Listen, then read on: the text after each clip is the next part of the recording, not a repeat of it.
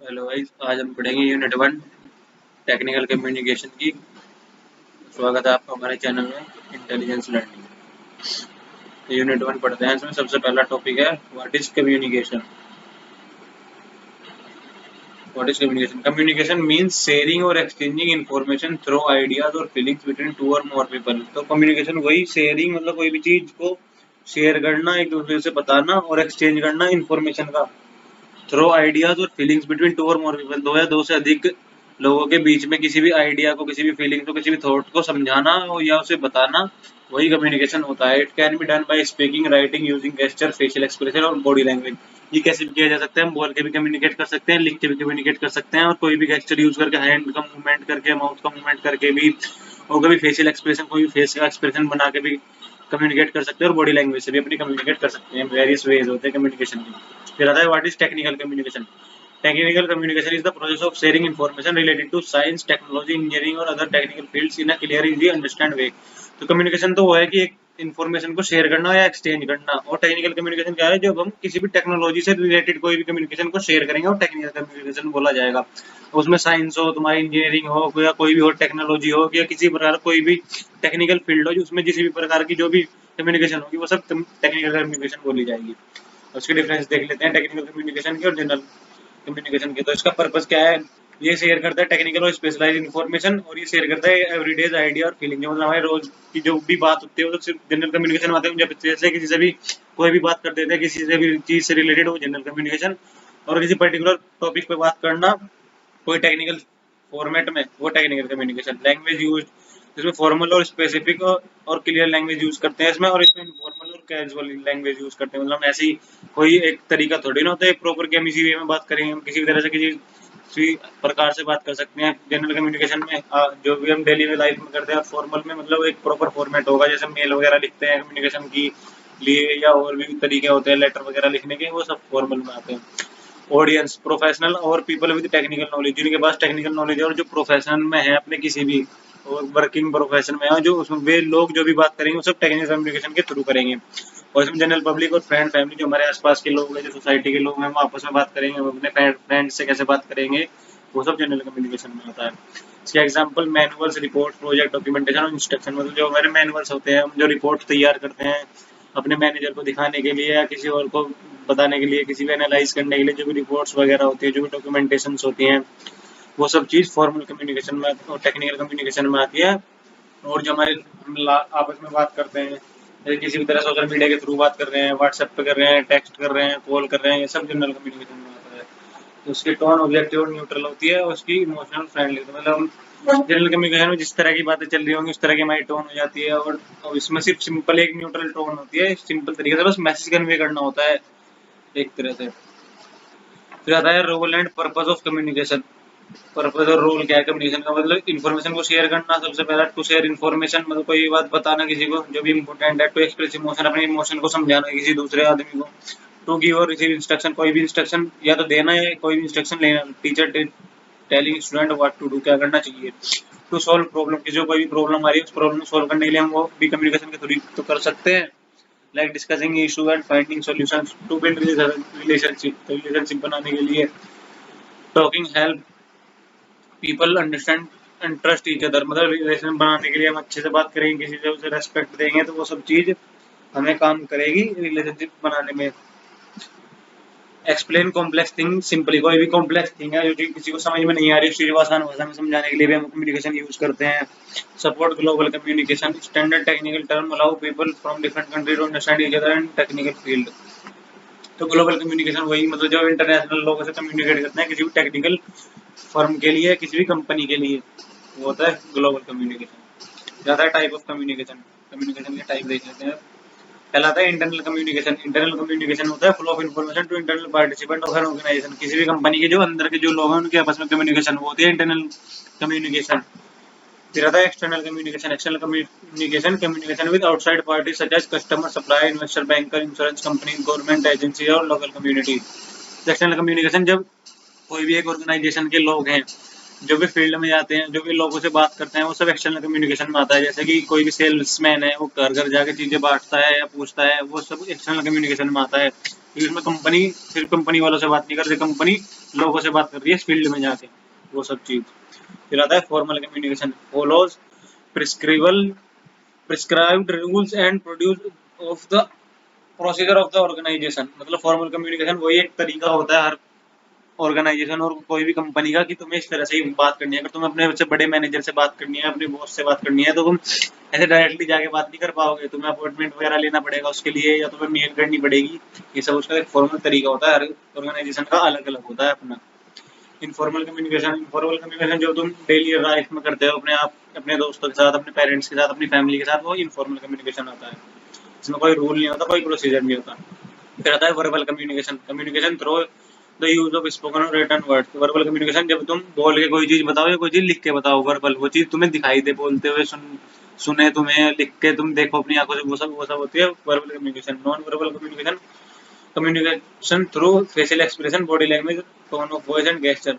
Non verbal में वही सब चीज, जैसे तुम फेशियल एक्सप्रेशन बनाओ, तुम बोल तो कुछ रहे नहीं, कुछ तुम लिख के नहीं बता रहे, बस तुम फेशियल एक्सप्रेशन बना के समझाना चाह रहे हो वो चीज है, वो आप या अपनी बॉडी लैंग्वेज का यूज कर रहे हो, बहुत सी बार हाथों का यूज कर लेते हैं समझाने के लिए, वो सब नॉन वर्बल कम्युनिकेशन होता है। One to one communication, communication between two people typically in face to face setting एक तरह से, मतलब कि वन टू वन कम्युनिकेशन मतलब ये एक बंदे दूसरे बंदे से कम्युनिकेट करे, उसमें थर्ड पर्सन कोई ना हो, वो होता है one to one communication. One two many communication, जब तुम एक सिंगल पर्सन बहुत सारे लोगों को समझा रहा हो, जैसे कोई सेमिनार वगैरह हो गया, ग्रुप डिस्कशन वगैरह में एक बोल रहा है, बाकी सब बैठ के सुन रहे हैं, होता है वन टू मैनी कम्युनिकेशन। तो इसके 8 पॉइंट है कम्युनिकेशन के, ये तुम्हें याद करना है, सिंपल है सबसे। फिर आता है फ्लो ऑफ कम्युनिकेशन, कम्युनिकेशन किस किस तरह से फ्लो करता है। पहला है downward communication, from higher level to lower level. तो मतलब जब एक कोई भी एक कंपनी है, तो अगर उसके बॉस को या उसके मैनेजर को अपने एम्प्लॉइज से कोई भी बात करनी है, तो वो होगा डाउनवर्ड कम्युनिकेशन, मतलब ऊपर के लेवल से नीचे के लेवल पे कोई भी बात कम्युनिकेट करना, किसी तरह की कोई इन्फॉर्मेशन प्रोवाइड कराना उन्हें। तो ये मैं तुम्हें सिंपल सिंपल वर्ड्स में समझा दे रहा हूँ, बाकी लिखना तुम्हें खुद से ही पड़ेगा ये सब चीजें, और इतना तुम होंगे कि तुम खुद से लिख लो चीजों को, बस समझ में आनी चाहिए कि अगर डाउनवर्ड कम्युनिकेशन में क्या काम हो रहा है, अपवर्ड में क्या हो रहा है, हॉरिजॉन्टल में क्या हो रहा है, डायगोनल में क्या हो रहा है। ठीक है। फिर आता है अपवर्ड कम्युनिकेशन, अपवर्ड कम्युनिकेशन में हुआ जब तुम्हारे नीचे वाला एम्प्लॉय जो है वो तुम्हारे अपने मैनेजर से, अपने बॉस से बात करेगा, तो वो किस तरह से बात करेगा, वो होता है अपवर्ड कम्युनिकेशन। मतलब डाउनवर्ड हुआ ऊपर से नीचे, बड़े लेवल से छोटे लेवल, और अपवर्ड हुआ नीचे वाले लेवल से ऊपर वाले लेवल में। फिर आता है horizontal communication, between people at the same level. मतलब इसमें हुआ या तो एम्प्लॉय से बात करेगा अपने आपस में, या मैनेजर से बात करेगा, या एक ऑर्गेनाइजेशन का जो बॉस होगा दूसरी ऑर्गेनाइजेशन के बॉस से बात करेगा। ये सब एक सेम लेवल वाली जो कम्युनिकेशन होती है उसे हॉरिजॉन्टल बोलते हैं। हॉरिजॉन्टल ऐसे होती है ना, सीधी लाइन, मतलब लेटी हुई वाली, तो हॉरिजॉन्टल मतलब एक प्रॉपर साथ वाले कलीग से अपने, वो होता है हॉरिजॉन्टल कम्युनिकेशन। फिर होता है डायगोनल कम्युनिकेशन, डायगोनल मतलब साइड वाला, ऐसे between different level and department. अब मान लिया हमारी ऑर्गेनाइजेशन का जो एम्प्लॉय है वो दूसरी ऑर्गेनाइजेशन के मैनेजर से बात कर रहा है, तो वो हुआ डायगोनल कम्युनिकेशन। मतलब कि अपवर्ड हुआ अगर अपनी ऑर्गेनाइजेशन के मैनेजर से कर रहा है वो, तो वो हुआ अपवर्ड। और अगर उसकी कंपनी का मैनेजर अपने एम्प्लॉय से कर रहा है, वो हुआ डाउनवर्ड। और हमारी कंपनी का जो एम्प्लॉय है वो दूसरी कंपनी के मैनेजर से करेगा, या उसका मैनेजर हमारे एम्प्लॉय से करेगा, या उसका बॉस दूसरे बॉस से करेगा। दो ऑर्गेनाइजेशन के बीच में बात होगी कोई भी, होगी डायगोनल कम्युनिकेशन के थ्रू। ये चीज तो समझ में आ गई होगी, इतना आसान है, इतना कुछ है नहीं इसमें। फिर आता है बैरियर्स टू कम्युनिकेशन, मतलब कम्युनिकेशन करने के लिए क्या क्या रुकावटें आ सकती हैं। सबसे पहला आता है लैंग्वेज बैरियर। लैंग्वेज बैरियर में differences in language dialects or jargon can make it difficult for individual to communicate effectively, especially they not share a common language। मतलब लैंग्वेज बैरियर वही है कि तुम्हारी लैंग्वेज बोलने की अलग है, कोई हिंदी में बात कर रहा है और सामने वाला इंग्लिश में कर रहा है, तो तुम इस चीज को समझ नहीं पा रहे, तो वो लैंग्वेज बैरियर आ गया एक तरह से कम्युनिकेशन में। तो कम्युनिकेशन सही से हो ही नहीं पाएगी, वो क्या बोल रहा है तुम नहीं समझ पाओगे, तुम क्या बोल रहे हो वो नहीं समझ पाएगा, तो लैंग्वेज बैरियर इसमें एक बैरियर होगा कम्युनिकेशन के लिए। फिर है cultural barrier, difference in cultural background can lead to misunderstanding and misinterpretations of message, particularly in term of body language, tone of voice and social norm। तो कल्चरल बैरियर में ये हुआ कि कहीं के लोग हैं जो थोड़ी खड़ी बोली बोलते हैं, कहीं के जो थोड़े आराम से बोलते हैं, तो उनका जो कल्चर है वो ऐसा ही है कि मतलब थोड़ा ऐसा लगता है कि सामने वाला चिल्ला के बात कर रहा है, तो तुम उस चीज को थोड़ा डीप डाउन ले जाओगे, चीजों को समझोगे नहीं कि वो तो उसकी नॉर्मल लैंग्वेज ऐसी ही है, तुमको लगेगा कि वो थोड़ा तुम्हें धमका रहा है, कोई भी चीज से तुम्हें डरा रहा है, तुम वो भी कम्युनिकेशन सही से नहीं हो पाएगा। तो कल्चरल बैरियर भी इसमें एक बैरियर होता है। फिर आता है फिजिकल बैरियर। फिजिकल बैरियर में डिस्टेंस, नॉइज और interruption can make difficult individual to communicate effectively. तो फिजिकल बैरियर में वही चीज है, वही जैसे कि तुम्हें कोई बहुत तुमसे बहुत दूर है, तुम्हें चिल्ला के बोलना पड़ रहा है, वो सुन नहीं पा रहा है, तुम्हारे आसपास बहुत ज्यादा नॉइज है तो तुम्हें सुन नहीं पा रही चीजें, तो ये भी एक बैरियर होता है कम्युनिकेशन में। तुम सही से बात नहीं करोगे, मतलब बैरियर तो वही सब चीजें हुई ना कम्युनिकेशन में, जो चीज तुम्हें डिस्टर्ब कर रही है या तुम्हें बात करने से रोक रही है, वो सब चीजें बैरियर में ही आएगी एक तरह से। फिर ये फिजिकल बैरियर हो गया। फिर psychological barrier, this can include emotional और attitudinal factors such as fear, anxiety, anger, lack of interest which can interfere effective communication. तो मतलब साइकोलॉजिकल बैरियर वो वाला बैरियर हुआ कि जब तुम किसी से इमोशनली बात करना चाह रहे हो, तुम मतलब थोड़े से डरे हुए हो, या तुम्हें मतलब किसी चीज को लेकर तुम थोड़ा इमोशनल हो और तुम सामने वाले से बात करना चाह रहे हो, वो उस बात को नहीं समझ पा रहा है या उसका तुम्हारे में इंटरेस्ट नहीं है। ये सब चीजें जो भी ये फैक्टर होते हैं, इमोशनल फैक्टर हुआ या कोई भी और हुआ, तुम तो खुशी खुशी बात कर रहे हो, सामने वाले का मूड नहीं है उस तरह का, वो तुमसे उस तरह की बात कर पाए, तो वो भी एक तरह से बैरियर हुआ। तो ये भी जो फीलिंग और इमोशनल वाले बैरियर हुए, ये हमारे साइकोलॉजिकल बैरियर में आते हैं। फिर आता है organizational barrier, this can include factors such as hierarchical structure, formal और पॉलिसीज और procedure, lack of feedback mechanism that can impede communication between individual और ग्रुप। तो ऑर्गेनाइजेशन बैरियर वो हुआ एक तरह से, जब कोई भी एक ऑर्गेनाइजेशन है उसका एक फॉर्मेट है बात करने का और तुम उस फॉर्मेट को समझ नहीं पा रहे या उस तरीके से बात नहीं कर पा रहे, और वो बोल रहे, तुम्हारा मैनेजर ने बोला कि तुम मुझे मेल कर दो और तुम्हारे से मेल करनी नहीं आती, तो तुम कैसे उस चीज को समझा पाओगे अपने मैनेजर को, ये भी एक बैरियर हुआ। तो ये ऑर्गेनाइजेशन बैरियर में आएगा। फिर आता है technological barrier, this can include problem with equipment, connectivity issue और प्रॉब्लम विद एक्सेसिंग और शेयरिंग इन्फॉर्मेशन इलेक्ट्रॉनिकली। अब टेक्नोलॉजिकल बैरियर हुआ ऐसे वाले, जैसे तुम व्हाट्सएप कॉल पे किसी से बात कर रहे हो, कम्युनिकेट कर रहे हो किसी भी तरह से, और तुम्हारा नेट चला जाए या तुम्हारे फोन स्विच ऑफ हो जाए या सामने वाले का नेट चला जाए, तो ये जिस भी प्रकार की जो भी बैरियर, जो भी टेक्निकल प्रॉब्लम्स आती हैं, वो सब टेक्निकल बैरियर्स में आती हैं। फिर आता है personal barrier, this can include factors such as lack of listening skill, poor communication skill, lack of trust between individual और ग्रुप। पर्सनल बैरियर वो हुआ कि वो सामने वाला पर्सनली तुमसे बात करना नहीं चाहता और तुम उससे बात करना चाहते हो, तो वो एक तरह से बैरियर हुआ, उसका मन नहीं है तुमसे बात करने का और तुम जबरदस्ती उससे बात कर रहे हो, या उसके पास उस तरह की वो है ही नहीं कि वो हमेशा सिर्फ अपनी अपनी बातें बोलता है, तुम्हारी कोई बात सुनता ही नहीं है, तो तुम उससे कैसे कम्युनिकेट कर पाओगे। तुम एक बार कर लोगे फिर तुम्हें समझ में आ जाएगा, तो अपनी अपनी बात बोल ले जाता है, मेरी सुनता ही नहीं है, तो मैं इससे क्यों ही बात करूँ। तो ये भी एक तरह से बैरियर हुआ। तो इसके 7 बैरियर है, language barrier, cultural barrier, physical, psychological, organizational, technological और पर्सनल बैरियर। ये तुम पढ़ लेना, सिंपल ही है, समझा दी बाकी मैंने। फिर आता है 7 C's of effective communication. Effective communication के 7 C's, मतलब 7 के 7 वर्ड सी से बने हुए हैं, ये सब तुम्हें याद करना है। Clear, to message should be easy और अंडरस्टैंड टू एवरीवन, मतलब कोई भी बात तुम कम्युनिकेशन करो कभी भी तो बिल्कुल क्लियर कम्युनिकेट करो, किसी प्रकार का तुम्हें कोई डर नहीं होना चाहिए, और सब तुम इस तरह से कम्युनिकेट करो कि इजी लैंग्वेज में जो तुम सामने वाला समझ पाए उस चीज को।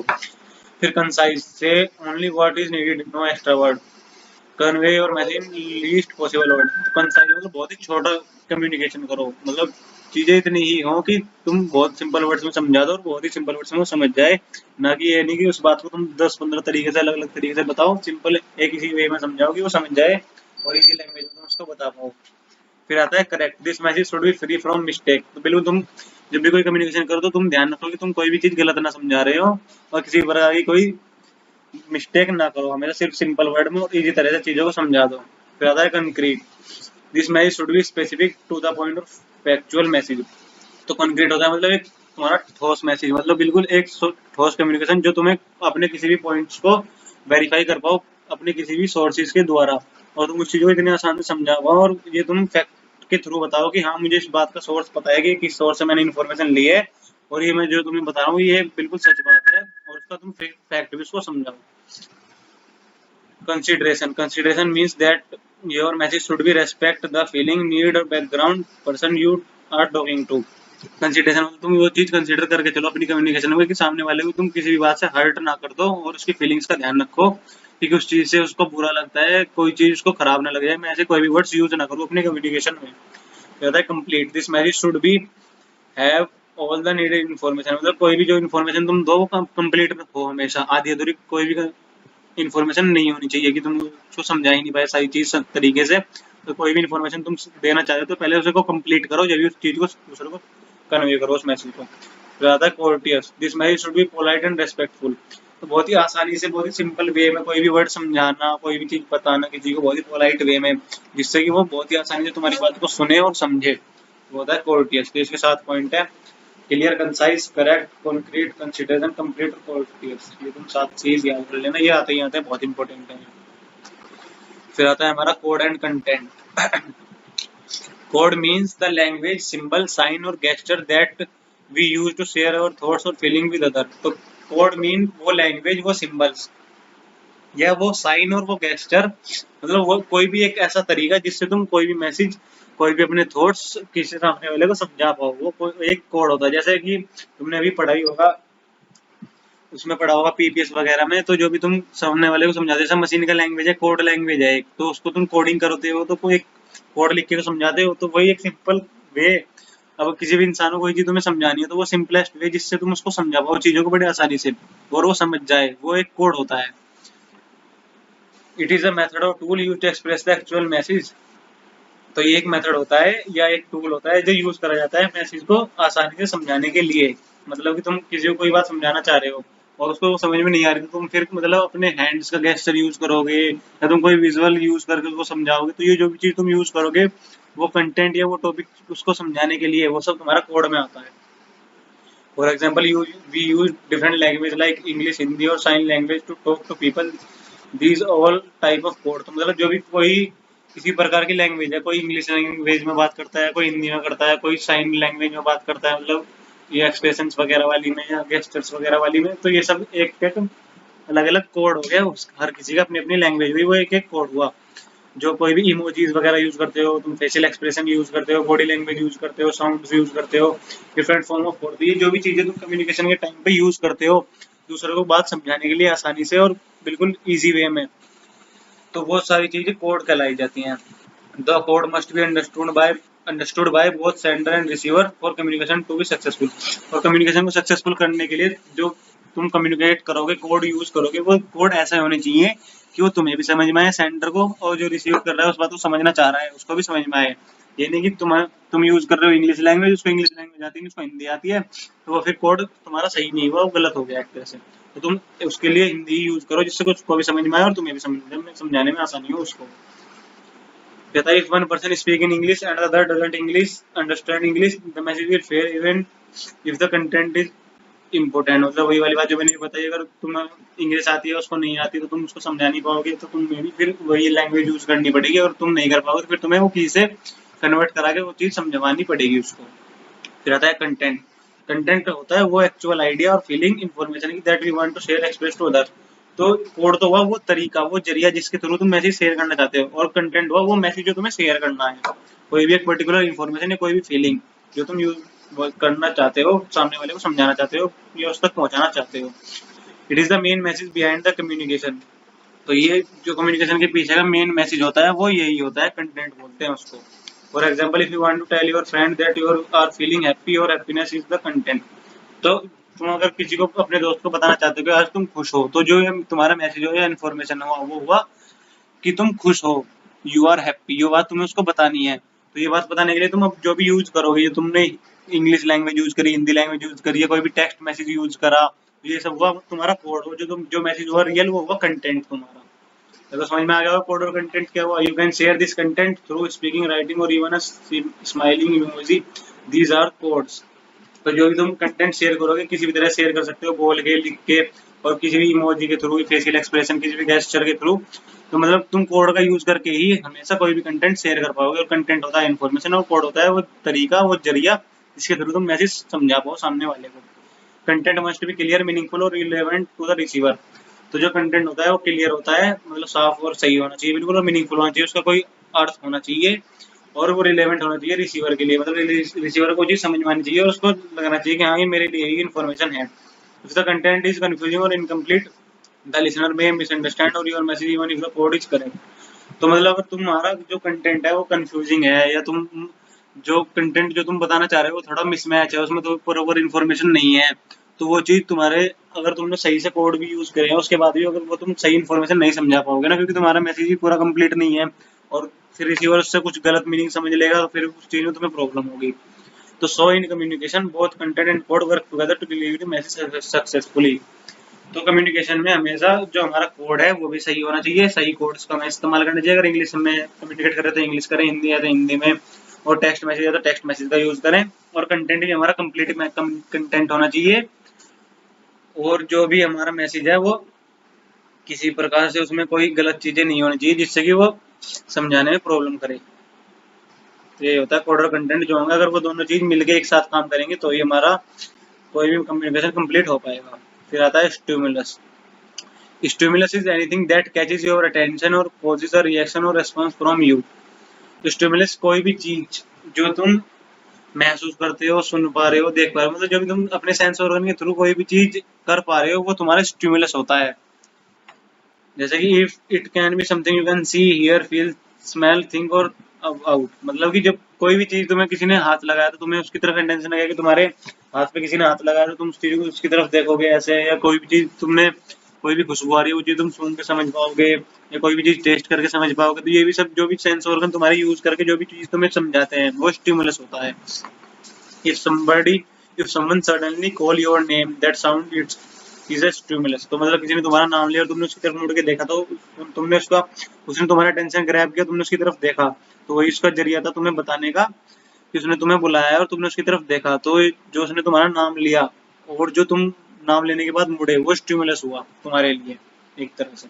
योर बॉडी और mind react to it automatically. मतलब जो भी तुम्हारा नर्वस सिस्टम है वो सारा जब मिलके काम करता है और तुम्हें किसी चीज के बारे में पता चलता है, वो स्टिमुलस होता है एक तरह से। In communication, stimulus often being the process like when teacher ask a question, student think and answer। तो जब कोई भी टीचर तुम्हारे से कोई क्वेश्चन पूछता है तो तुम उस चीज को स्टिमुलेट करते हो, समझते हो कि उसने क्या पूछा, फिर तुम उस चीज को रेस्पॉन्स करते हो, वो भी स्टिमुलेशन के थ्रू ही करते हो। स्टिमुलाई कैन बी फिजिकल और इमोशनल। तो ये स्टिमुलस का जो एक पार्ट हुआ स्टिमुलाई, वो फिजिकल भी हो सकता है और इमोशनल भी हो सकता है। Stimuli are important because they trigger communication और एक्शन। मतलब कि स्टिमुलाई बहुत ही इंपॉर्टेंट चीज है कि स्टिमुलस के लिए ये तुम्हारी अटेंशन ग्रैब करने में हेल्प करता है और ये तुम्हारी कम्युनिकेशन को ट्रिगर करता है। मतलब तुम कोई भी चीज कर रहे हो तो उस चीज को रोक देगा। मतलब जैसे कि तुम कुछ काम कर रहे हो, किसी ने तुम्हारा नाम लिया तो तुम पहले रुक के उसको देखोगे ना कि मेरा नाम किसने लिया, मुझे कोई क्यों बुला रहा है, तो वो चीज वो स्टिमुलाई होता है। Without a stimulus there would be no reason to respond और कम्युनिकेशन। अगर जब तक कोई भी स्टिमुलस नहीं होगा, कोई भी तुम्हें सामने से बुलाएगा नहीं है, तुम्हें उसके बाद सुनाई नहीं देगी, तो तुम्हें पता कैसे चलेगा तुम्हें किससे क्या बात करनी है, किसको क्या रिस्पॉन्ड करना है, क्या एक्शन तुम्हें लेने हैं। तो जब तक स्टिमुलस नहीं होगा, अगर तुम्हें किसी ने हाथ लगाया, तुम्हें उस चीज को तुम्हें वो चीज महसूस ही नहीं हुई, तो तुम्हें पता कैसे चलेगा तुम्हें किसी ने हाथ लगाया, तुम्हें उस पर क्या रिस्पॉन्स करना है, वो सब चीज। अब तुम्हें कोई ऐसा होता है कि तुम कोई तुम्हारा थप्पड़ मार दे रहा हो, तुम्हें उस चीज समझ में ही नहीं आ पा रही कि मेरा किसी ने मारा है, तुम्हें चोट ही नहीं पहुंची, या तुम्हारे नर्वस सिस्टम ने काम ही नहीं करा कि तुम्हारे चाटा लगा भी है, तो तुम उस चीज पर रिस्पॉन्स थोड़े ना करते। तुम्हारे लगा, तुमको पता चला स्टिमुलस के थ्रू, जब तुमने उस पर रिएक्ट करा, तुमने उसको दोबारा उल्टा मारा है, जो भी चीज तुमने किया वो सब चीज। फिर आता है हमारा response. Response is the reaction और reply you give after receiving a stimulus. तो रेस्पॉन्स होता है मतलब कोई भी रिएक्शन देना और स्टिमुलस रिसीव करने के बाद। स्टिमुलस मतलब तुमने किसी ने हाथ लगाया, हाथ लगाने में जो तुम्हें महसूस हुआ वो चीज, और फिर उसके बाद तुमने उसको उल्टा रिएक्ट किया कि हाँ भाई बता क्या कहना चाह रहा है तू, वो रेस्पॉन्स जो है वो रेस्पॉन्स में आया। वो रिजल्ट जो तुम्हारे स्टिमुलस के बाद जो तुमने रिसीव किया स्टिमुलस, उसके बाद जो तुमने रिएक्ट किया वो होता है response. It can be action, a word, a facial expression, even a thought. मतलब वो कुछ भी हो सकता है। तुम्हारा कोई फेशियल एक्सप्रेशन हुआ, किसी ने तुम्हारी तरफ देख के मुस्कुराया, तुमने उसकी तरफ मुस्कुरा दिया, तो जब तुमने उसने मुस्कुराया तो तुमने उसे देखा, वो स्टिमुलस हुआ, और फिर जब तुमने मुस्कुराया वो रिस्पॉन्स हुआ उसके लिए। तो फिर कोई भी एक्शन लेके दिया, किसी ने तुम्हें चाटा मारा तो तुम्हें स्टिमुलस हुआ, फिर तुमने उल्टा चाटा मार दिया तो वो रिस्पॉन्स हुआ उसका। For example if you here your name being called, student अगर किसी ने तुम्हारा नाम लिया और तुम उसकी तरफ मतलब तुमने तुम्हारा किसी ने नाम लिया था, तुमने उस चीज को सुना तो तुम्हारे लिए स्टिमुलस हुआ। U turn round to see who it is, और फिर तुमने मुड़ के उस चीज को देखा कि कौन है वो, कौन मेरा नाम ले रहा है, तो वो हुआ उसका रेस्पॉन्स एक तरह से। That's your response. In communication response show that the message can be received और understand like replying to a question, smiling back at someone और इवन इग्नोरिंग अ मैसेज। तो इन कम्युनिकेशन रेस्पॉन्स वो होता है मतलब कि जैसे किसी ने तुम्हें मैसेज भेजा तो तुमने उसका रिप्लाई किया, या तुमने उसका रिप्लाई नहीं किया, तो मतलब वो तो तुम्हारे हाथ में है चीजें। तो मतलब कुछ ना कुछ तो तुम कुछ ना कुछ तो करोगे ही एक तरह से। तुम्हें किसी ने मैसेज भेजा तो उसके रेस्पॉन्स में तुमने उसका रिप्लाई कर दिया, ये भी रेस्पॉन्स हुआ। तुमने उसका रेस्पॉन्स नहीं किया, इग्नोर कर दिया, वो भी तुम्हारा एक रेस्पॉन्स हुआ। तो ये सब चीजें रेस्पॉन्स में आती है। स्माइलिंग बैक एट समवन मतलब किसी ने तुम्हें कोई मैसेज बोला तो तुमने उसकी तरफ हंस दिया, मुस्कुरा दिया, उसका रिप्लाई नहीं किया, तुमने उसको इग्नोर कर दिया, तुमने सुना ही नहीं वो चीज, तो तुमने कुछ भी करा तो सब हुआ था एक तरह से response he. Good communication include not just sending a message but also getting a proper response. Good communication ये नहीं होता कि तुमने सिर्फ मैसेज सेंड कर दिया, उसका प्रॉपर रिप्लाई भी आना, वो चीज को समझाना। कम्युनिकेशन का मेन सिर्फ इन्फॉर्मेशन भेजना नहीं होता, इन्फॉर्मेशन शेयर करने का मतलब एक तरह से ये भी होता है ना कि उसको सामने वाले को इन्फॉर्मेशन मिली हो, वो उसका उस चीज पर रेस्पॉन्स आए, वो उस चीज को समझा भी है या नहीं समझा, ये सब चीजें भी कम्युनिकेशन के लिए इंपॉर्टेंट है। ये नहीं कि तुमने मैसेज भेजा अपनी तरफ से चीजें एंड कर दी, नहीं, तुम्हें उस चीज का भी ध्यान रखना है कि सामने वाले को वो चीज रिसीव भी हुई है, उसको वो चीज समझ में आ भी गई है, उसका रेस्पॉन्स भी आना चाहिए। इसलिए का रेस्पॉन्स भी बहुत ही ज्यादा इंपॉर्टेंट पार्ट है कम्युनिकेशन का। The responsive help the sender know that their message work, help build a two-way communication process। तो जो रेस्पॉन्स होता है वही हमें, हमारे जो रिसीवर है या जो भी हम मैसेज हमने किसी को भेजा, वही हमारी हेल्प करता है समझने में कि सामने वाले को मैसेज चला गया। अगर उसने उस चीज का रेस्पॉन्स दिया तो हमें इस बात का अंदाजा हो जाएगा ना, हमें इस बात का पता चल जाएगा कि उसको मैसेज चला गया, उसको मैसेज समझ में आ गया। और अगर उसने उस चीज को रेस्पॉन्स हमें नहीं दिया, उस चीज का हमें रिप्लाई नहीं करा, तो हमें फिर ऐसे ही लगेगा ना कि हमारा मैसेज तो उस तक पहुंचा ही नहीं गया शायद, या फिर उसका उस तक पहुंच गया तो उसको समझ नहीं आएगा, ये सब चीजें। तो रेस्पॉन्स भी एक इम्पोर्टेंट पार्ट है हमारे कम्युनिकेशन के लिए, जो हमारी हेल्प करता है टू वे कम्युनिकेशन की। तो हम जिससे हमें पता चलता है कि जो सामने वाला है वो भी इंटरेस्टेड है हमारी कम्युनिकेशन में। फिर आता है tone in English. Tone in speaking means how your voice goes up or down when you say something. It show your feeling, attitude, purpose। तो मतलब टोन वही जो होता है कि ऊंची आवाज में बात मत कर भाई, अपनी टोन नीचे रख के बात कर। तो ये वही वाला टोन है टोन इन इंग्लिश। मतलब क्या तुम्हारी वॉइस कैसे ऊपर जाती है और कैसे नीचे आती है कम्युनिकेशन के टाइम पे। अगर तुम्हें गुस्सा आ जाता है, तुम एकदम चिल्ला के बोलते हो, तो वो हो जाता है तुम्हारा राइजिंग टोन का पार्ट। और फिर होता है तुम मतलब बोलते बोलते तुम्हें रोना आ गया एकदम, तो तुम्हारी आवाज बहुत दब जाती है, तुम्हारा रोना निकल जाता है, तुम मतलब, या फिर कोई बात हंसते हंसते बता रहे हो तो तुम एकदम से हंस पड़ते हो बोलते बोलते, तो तुम्हारी टोन डाउन हो जाती है, वो होता है फॉलिंग डाउन। तो यही सब वो है पॉइंट। वॉइस गोज अप होगा तो राइजिंग टोन होगा, और वॉइस गोज डाउन होगा तो फॉलिंग डाउन होगा, फॉलिंग टोन होगा। ठीक है भाई, ये इतना ही था इसमें। राइजिंग टोन को voice goes higher at the end of sentence, मतलब तो कोई भी बात जैसे करते हैं, थैंक यू बोलते हैं, उसके टाइम पे जैसे थोड़ा तेज से बोल देते हैं, थैंक यू गाइस आज के लिए इतना ही था, ऐसा कुछ बोलेंगे वो सब, तो तुम्हारा राइजिंग टोन में आएगा। तुम गुस्से में बोल रहे हो तो वो भी राइजिंग टोन में आएगा। फॉलिंग टोन में जब तुम eight the end of sentence कोई भी सेंटेंस खत्म करते हो, तो जब तुम बहुत देर तक कंटिन्यूस बोलते जा रहे हो बिना किसी ब्रेक के, तो जो तुम लास्ट वाला वर्ड बोलोगे उसमें तुम थोड़ी डाउन हो जाएगी तुम्हारी पिच जो है, तो वो टोन तुम्हारी डाउन चली जाएगी। तो यही है इसमें फॉलिंग डाउन और राइजिंग टोन तो समझ में आएगा। और राइजिंग मतलब वॉइस ऊपर जाना, और फॉलिंग नीचे आना टोन का। ये गाइस आज के लिए इतना ही था बस। Thank you. जैसे मेरी टोन थोड़ी डाउन होगी तो ये फॉलिंग डाउन टोन होगी इसमें। ठीक है गाइस, थैंक यू।